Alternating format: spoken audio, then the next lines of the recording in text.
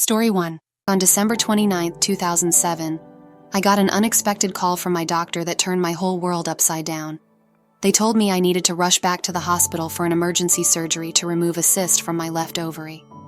The moments leading up to the surgery were a blur, but I vividly remember how the medical team, especially the new anesthesiologist, managed to keep the mood light and even got me laughing a bit before I drifted off to sleep.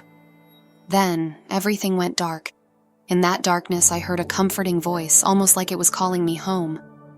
Suddenly, it felt like the emergency room doors flew open, revealing a path of clouds and light that led upwards. And there, coming down towards me, was my best friend Adam, who had passed away in a car accident 6 months earlier. He had always promised to be my guardian angel if he left this world before me, and there he was, keeping his promise. Walking up to heaven, I was greeted by 5 angels, including Adam, and then by Jesus himself. The sense of peace, love, and utter painlessness I felt was unlike anything I've ever experienced. It was in that moment that my faith, which I've held since childhood, truly made sense to me. Jesus showed me my heart, healed my deepest wounds, and gave me a clarity and understanding of my life's struggles, including the trauma at 15. He showed me the importance of sharing love, which I did symbolically when I passed the rose, but then I had to come back. As much as I wanted to stay in that place of incredible love and peace, I found myself re-entering my body, reaching out to Jesus as I did. The room was empty at first, but then I saw a nurse, tears in her eyes as I woke up. The surgery had resulted in the heart-wrenching news that I might never be able to have children. At 19, that news shattered me. Despite this, I held on to my dreams of motherhood, believing there would be a way, perhaps through foster care or another path. My journey took me to California in 2008, where I met the father of my oldest child. That relationship didn't work out, and I found myself leaving California with just $20 to my name. On that bus ride, I encountered so many kind souls who shared their stories, prayers, and even offered me money and food. It felt like a journey guided by a higher power. One of the most surreal moments of that journey was when a man who looked exactly like Adam got off the bus, wearing the same clothes and even giving me the same "see you later" nod that Adam used to. He handed me a letter that seemed to speak directly to my heart, reminding me to never look back.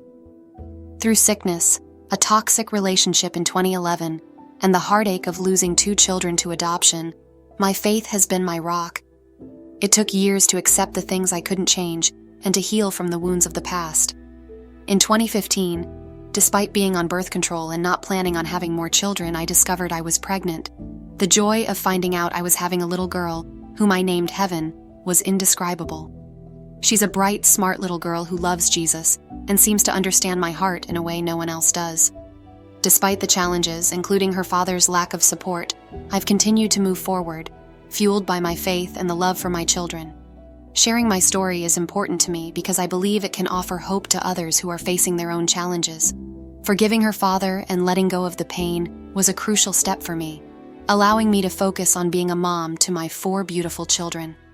My strength comes from my faith, and I'm reminded every day that we are all beautiful in the eyes of God, no matter our past or the challenges we face.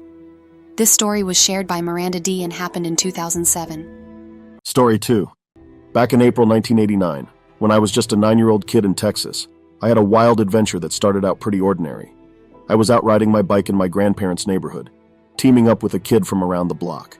We were all about pushing the limits, so we built this makeshift ramp to launch ourselves towards the street. I was pedaling down the sidewalk, full speed ahead, ready for takeoff, when my friend started waving his arms like crazy. I thought maybe our ramp had collapsed again, but boy, was I wrong. He was actually trying to warn me about a car speeding down the road, which I totally didn't see coming because of the parked cars blocking my view. Before I knew it, I was hit by this huge 1980s sedan, and everything just went black.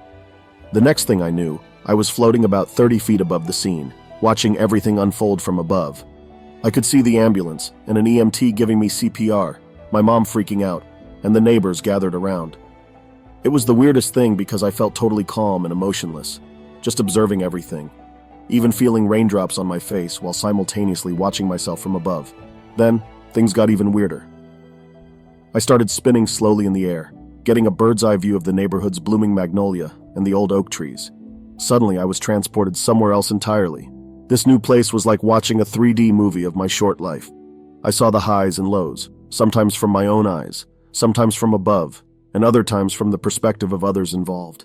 There was this moment where I saw myself about to do something bad out of anger, and inside I was screaming, "No!" That's when this yellow light burst out of my chest, disrupting the whole life review and sending a being of light and color flying through space.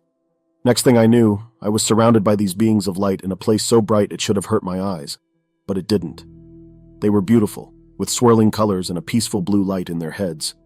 They kept telling me, "You are loved, you are welcome here," not with words but with thoughts and emotions that I just instantly understood. Despite being freaked out at first, especially since I couldn't see my legs, their reassurance calmed me down. There was this confusing moment when two of them stepped forward, one welcoming me back and the other shushing him. It felt like I knew them, but I couldn't figure out how. Later in life, I wondered if they were deceased loved ones, but since I hadn't lost anyone close by that point, I was left guessing. After some unremembered lessons and personal revelations, the vibe suddenly shifted. The beings got super excited, and I caught on to their happiness.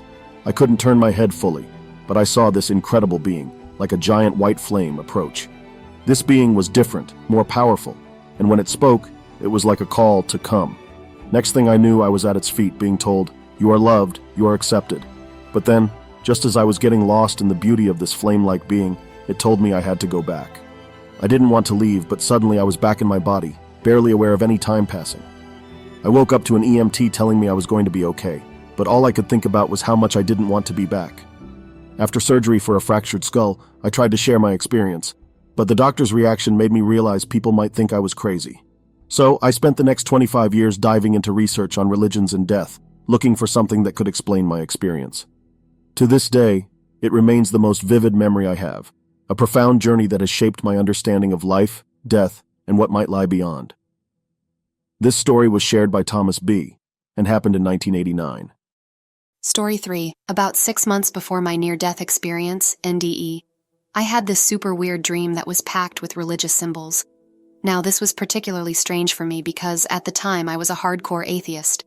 My family was pretty much agnostic, so religion wasn't a big part of my upbringing. But when my NDE happened, it suddenly clicked that this dream might have been a heads up about what was coming. The dream kicked off with me chilling on a branch of this ancient oak tree, looking out over a serene beach with waves gently crashing in.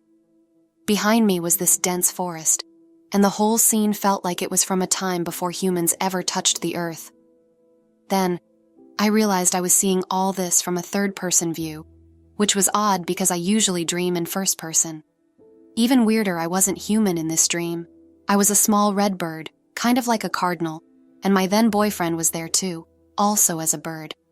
We were watching the tide come in when he mentioned it looked like high tide was on its way, pointing out this massive wave that kept getting bigger. Suddenly, I felt this switch flip inside me, and I started building a life raft out of branches and twine, totally tuning out my boyfriend's questions about what on earth I was doing. Just as this mega tsunami hit the shore, I managed to get us both on the raft, and we were suddenly in the middle of the ocean, surrounded by water everywhere. I was rowing like crazy, ignoring my boyfriend's pleas for an explanation. Then, out of nowhere, we hit a wall. It turned out the ocean scene was just painted on this wall, kind of like the ending of The Truman Show. There was this ladder with 13 metal rungs leading up, and for some reason I couldn't use my legs to climb.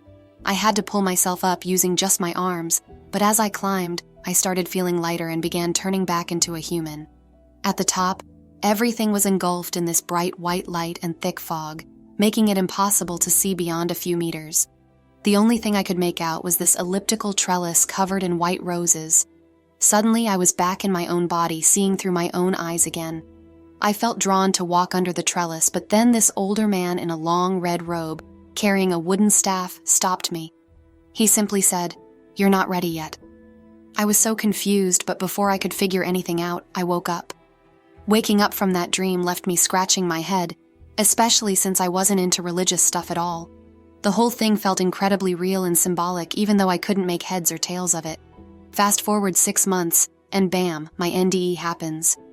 It started with intense chest pains and numbness, then this overwhelming feeling of weightlessness as I watched myself from above. The room filled with golden light, and I was whisked through a tunnel that seemed to hold all the cosmic secrets meant for me. It was a mix of understanding and peace. something beyond words. Then came the life review. It was like watching a movie of my life, but from every possible angle and feeling every emotion imaginable. The most intense part was reliving moments where I was hurt or hurt others, feeling not just my own emotions but theirs too. It gave me this profound sense of empathy and understanding, showing me how interconnected we all are. Coming back from that experience, I finally got what the man in my dream meant by "you're not ready yet."